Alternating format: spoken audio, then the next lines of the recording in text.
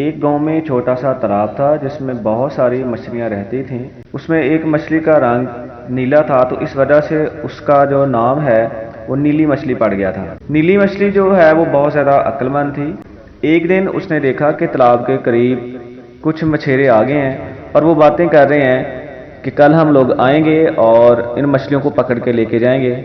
نیلی مچھلی جب یہ سارا قصہ سنا تو اس نے اپنے ساتھ والی مچھلیوں کو کہا کہ کل ہم اس تالاب سے نکل کر ندی میں چلے جائیں گے تاکہ ہم لوگ بچ جائیں گے، تاکہ مچھیرے ہمیں پکڑ نہ سکیں۔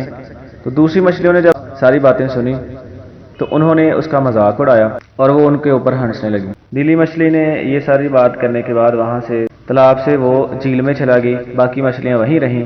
کل صبح وہ مچھیرے آئے، انہوں نے تالاب کی ساری مچھلیوں کو پکڑنا شروع کر دیا، تو وہ بہت پریشان ہوئی اور سوچنے لگی کہ کل ہم نیلی مچھلی کی بات مان لیتے تو آج ہم لوگ بچ جاتے۔